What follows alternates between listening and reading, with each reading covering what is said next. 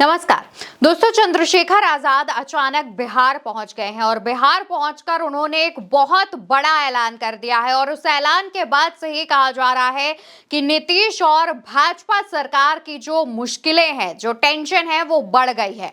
आखिर दोस्तों चंद्रशेखर आजाद ने ऐसा ऐलान क्या किया है, उस पर तो बात करेंगे ही, लेकिन साथ ही दोस्तों आपको ये बता दें कि चंद्रशेखर आजाद की तरफ से ऑफिशियली अनाउंसमेंट कर दिया गया है कि वो बिहार में चुनाव लड़ेंगे और बिहार में प्रत्याशी उतारेंगे। हालांकि बिहार के पिछले विधानसभा चुनावों के दौरान भी चंद्रशेखर आजाद की पार्टी ने प्रत्याशी उतारे थे, लेकिन उस वक्त उनकी पार्टी नई थी, चुनाव चिन्ह नया था, जिस वजह से उनकी पार्टी का प्रदर्शन काफी अच्छा नहीं रहा। लेकिन नई पार्टी होने की वजह से उनकी पार्टी को जो लोगों का सपोर्ट मिला वो काफी अच्छा था। वोट प्रतिशत नई पार्टी होने के मुकाबले काफी बेहतर माना जा रहा था। राजनीतिक विश्लेषक कह रहे थे कि एक नई पार्टी के तौर पर चंद्रशेखर आजाद की बिहार में जो शुरुआत हुई है वो काफी ज्यादा चौंकाने वाली है और साथ ही दूसरे दलों की टेंशन बढ़ाने वाली है। दोस्तों यूपी में भी अगर आप देखेंगे तो चंद्रशेखर आजाद दलितों की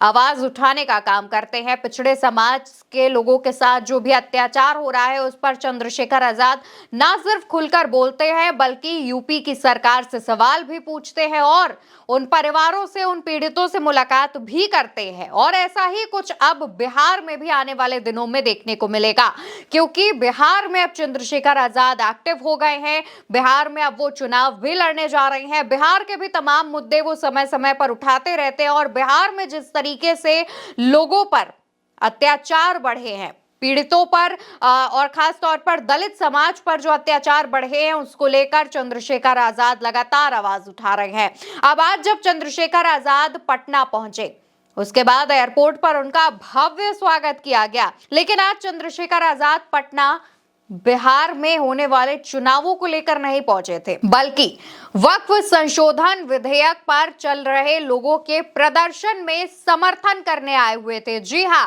जिस तरीके से वक्फ संशोधन विधेयक पर लगातार मुस्लिम संगठन मिलकर भाजपा सरकार के खिलाफ मोर्चा खोले हुए हैं, उसको लेकर के चंद्रशेखर आजाद उन लोगों का सपोर्ट करने और उनके प्रदर्शन में शामिल होने के लिए आए थे चंद्रशेखर आजाद। और इसी मौके पर चंद्रशेखर आजाद ने बड़ा ऐलान और एक बड़ी बात भी कही। वर्गों की राजनीति करते हैं, बहुजन समाज की कमजोर वर्गों की, उनके अधिकारों पे जो हमले हो रहे हैं, उनके हमलों की को रोकने के लिए लोकतंत्र में संविधान ने राइट टू प्रोटेस्ट का राइट दिया है, उसी का प्रयोग करने के लिए आज हम लोग यहाँ बिहार। दोस्तों चंद्रशेखर आजाद ने वक्फ संशोधन बिल पर चल रहे प्रदर्शन पर तो अपनी बात रखी ही, लेकिन दूसरी तरफ जब मीडिया की तरफ से बिहार में होने वाले चुनाव को लेकर चंद्रशेखर आजाद से सवाल पूछा गया तो चंद्रशेखर आजाद ने कहा, आजाद समाज पार्टी लगातार चुनाव पर काम कर रही है। हमारे प्रदेश अध्यक्ष और उनकी टीम सब लोग मैदान में हैं। बहुत जल्द हम लोग रणनीति को सामने रखेंगे। यानी कि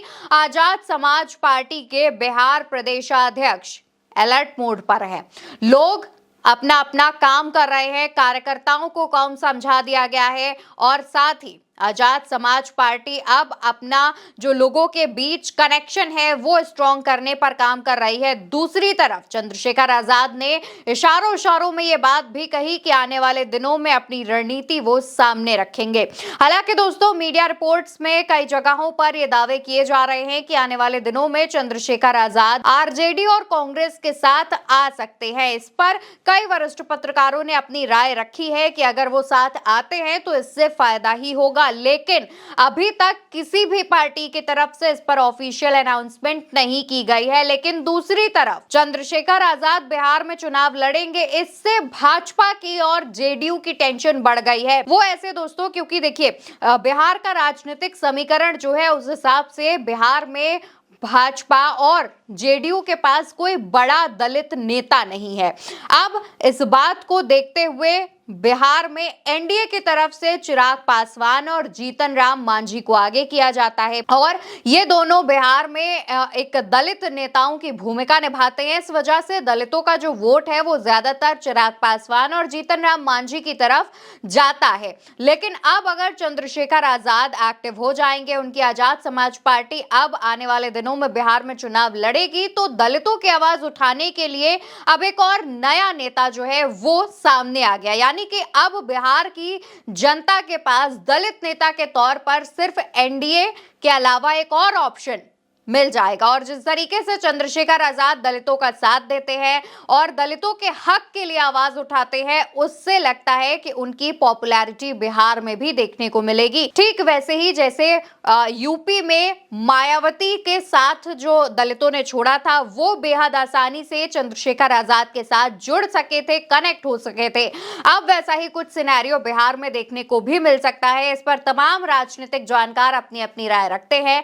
लेकिन जब से चंद्रशेखर आजाद बिहार में आए हैं और उन्होंने चुनाव लड़ने का ऐलान किया है, इसके बाद से ही नीतीश और मोदी की टेंशन बढ़ गई है, क्योंकि एक दलित नेता के तौर पर चंद्रशेखर की छवि जितनी उभरी हुई है, उससे उनके साथ तमाम दलित लोग जा सकते हैं, यानी कि वोट बैंक पर असर पड़ेगा।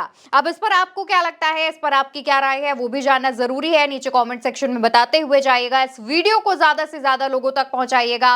वीडियो उल्टा चश्मा यूसी पर देख रहे हैं। मेरा नाम अवंतिका अवस्थी है।